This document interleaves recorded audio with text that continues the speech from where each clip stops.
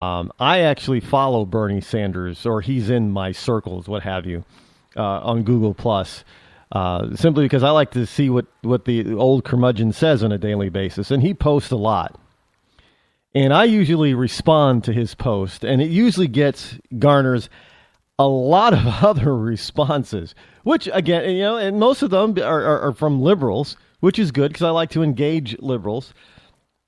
So if you are a liberal, please feel free to call the show or to try to engage me anywhere. I don't care. I'll engage a liberal wherever a liberal is brave enough to be engaged. It doesn't really matter to me at all. Not afraid to talk to a single liberal anywhere, anytime, anyhow. So go ahead, try to engage. I know there are a bunch of you out there that threaten that you're going to engage me. Hey, I'm still waiting. Bring it. Just bring it. It's a lot of fun just to kind of tweak and piss off a liberal, and I don't have to call them a name. All I got to do is just use facts and logic and watch their heads start spinning around like in The Exorcist. That's a lot of fun. It really is. It really is. I probably shouldn't have said Exorcist, but yeah, that's to this date, that is probably one of the scariest movies ever made. The original Exorcist. And that music is just frightening. Much like the original The Fog. The soundtrack to The Fog, it also helps that movie be quite engaging and suspenseful. But The Exorcist is a frightening film. And some of the films that are not meant to be horror, they're meant to be suspense films, are they're really frightening. I think it was 80, 87, 88, somewhere around there. The Martin Sheen movie, Believers.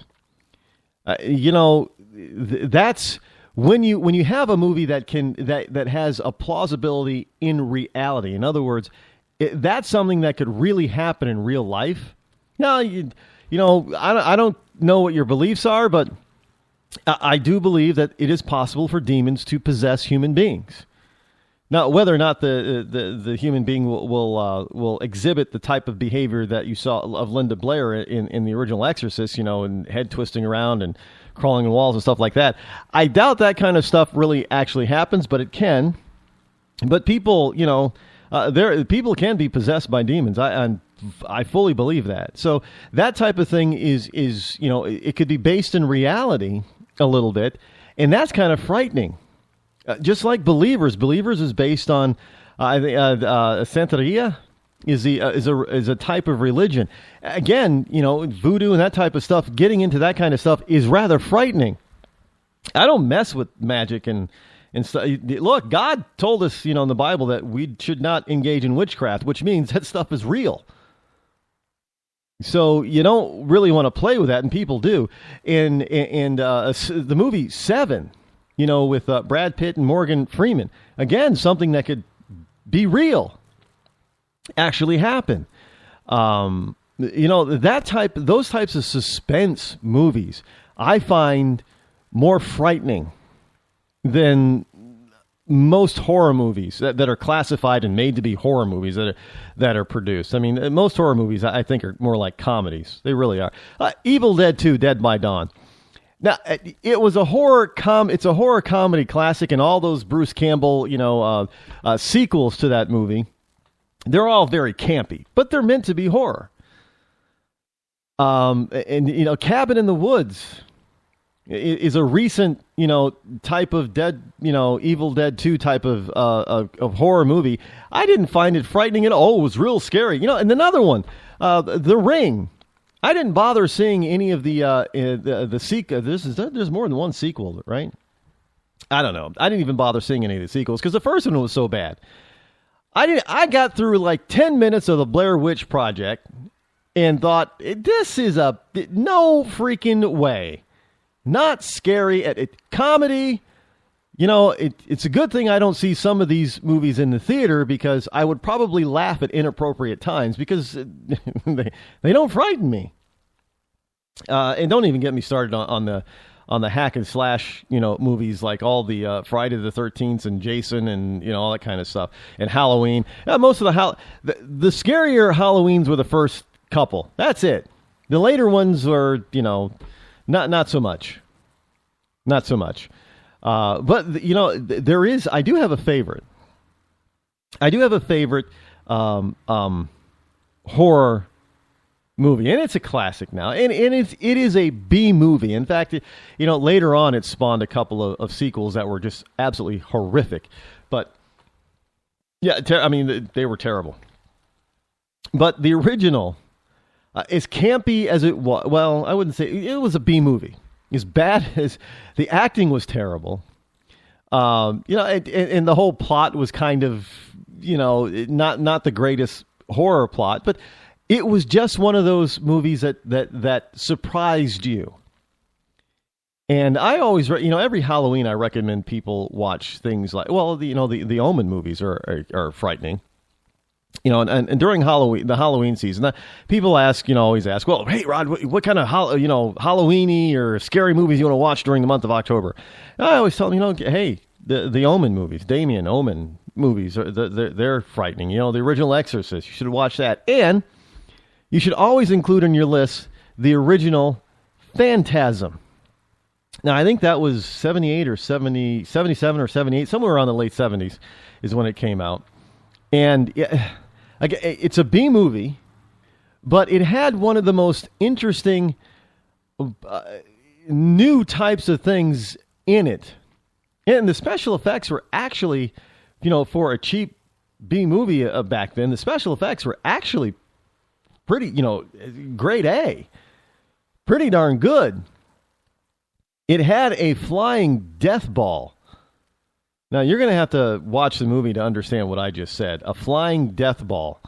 You don't want to be in that thing's, target eye. Let me tell you, it's menacing. Absolutely. But I don't even know why I got on the subject of horror movies. Maybe because politics is such a horror field right now. It really is. It's rather frightening what's going on out there. But we'll get in. I know people are going to want to talk about what's happening with the debate that's coming up and who made it. I'm sure you probably are. If you don't know who made the cut for the 10, I will tell you in the next segment. We'll get through that. First of all, I want to address something about this Confederate battle flag flap that just won't die. And I made a comment on my own personal page about it, and I think it ruffled some people's feathers. Now, first of all, the reason why I made a comment is because I'm getting a little tired of people talking about, people who are against the Confederate battle flag, they don't understand our history with it. This is part of our history. Okay. So, for those of you who support the Confederate battle flag, and you're using, a historical reference for it. Now, first of all, if somebody wants to fly that flag on their own property, that's fine with me. Private property, they can pretty much do it. They fly any flag they want.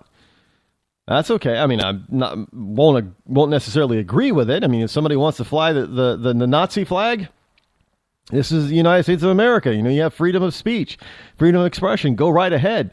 You're marking yourself, and people will understand and know who you are if you do. But hey, you're free to do so. But do not try to use historical reference as the reason for having the battle flag. And understand, I know that, in the last half of the 20th century and in modern, in the first parts of this new century, people look at the battle flag as the rebel flag, rebel ideas and being a rebel, that type of thing. But understand something. That is not the original connotation of that flag.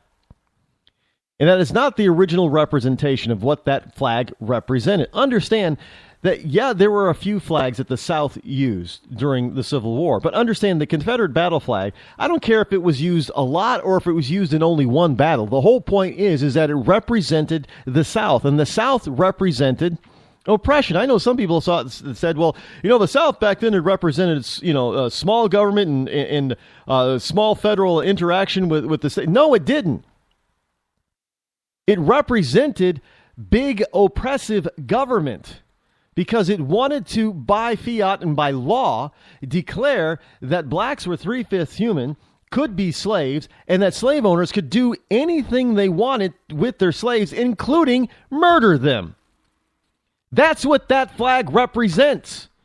If you want to talk about historical connotation of the Confederate battle flag, that is what the South was using to support, as support going into battle. Hey, here's a Confederate battle. Yeah, let's rally behind the flag. That is what they were fighting for. That's what the flag represents. It should never have flown over government property at any time since the Civil War. Never. And it was a bunch of Democrats who first raised the damn flag in the first place, and Republicans, whether weakly or strongly or throughout the years, tried to bring it down and keep it down. And they were told, no, this is part of our heritage. No, it's not. This is the first time that I can think of in world history, human history, where those who actually lost the war were celebrated by having their flags fly over government properties of the winning government, the winning army. I don't know. Has that ever happened before? Ancient Rome didn't fly any flags of, the Germanic tribes or the British tribes or any of the people that they conquered. No, they flew the Roman battlements. They didn't keep their enemies around. They trounced them. But no, for some reason, we just decided that we're going to keep some of the southern stuff around, the southern battle flag, and then all of a sudden, when the left decides, we're going to use this for political gain, and that's when everybody loses their mind. Let me tell you something. Blacks in this country, the vast majority of them, and I say vast majority, greater than 95%, have never supported you people flying the Confederate battle flag. So if you want to say that, well, this is all about, freedom of this and it's about our heritage. Yeah, blacks understand what that heritage is. And they don't want any part of it. So, no, I do not believe they should be running around, southern cities, tearing down people's flags and stealing them, that kind of, that's a mob mentality, and that should never happen. I fully agree with that. But understand, there is no support from the black community for the Confederate battle flag. None at all. Because of the historical connotation of it. Blacks, maybe blacks don't remember a lot or aren't being taught a lot, but they do know about slavery. And they know what symbols represent slavery. And they don't want any part of it. And they never have. So, let me put that to rest. I am not a fan of the Confederate battle. Yeah, and I know that the Dukes of Hazzard. No, the Dukes of Hazzard was not a racist show. I used to watch the Dukes of Hazzard, and I think it's stupid and silly that they pulled it. I know that the Confederate battle flag is on the roof of the General Lee, and General Lee was actually a Confederate general that almost defeated the Union armies. I get all of that, but the show itself was not a racist show. If anything, it made fun of the Southern hillbilly. But to remove the program simply because the car is named the General Lee and has a Confederate battle, that's just silly. I mean, watch it or don't watch it, but don't force other people not to be able to watch it because all of a sudden you don't like the connotation of the battle flag being on the car. Yeah, I mean, I guess if that's the only reason why you don't want to play the show is then with computer technology today, you can easily wipe out the Confederate battle flag on top of the General Lee. I mean, it's not that hard nowadays, but that's my position on it. And that's a lot. That's a position of most blacks in this country on the Confederate battle flag. I'm sorry if it ruffles people. Well, actually, I'm not sorry that it's ruffling anybody's feathers. It just happens to be the truth. So either you can accept the truth or you cannot accept the truth. That's up to you. But I'm still going to tell you the truth. Plain and simple.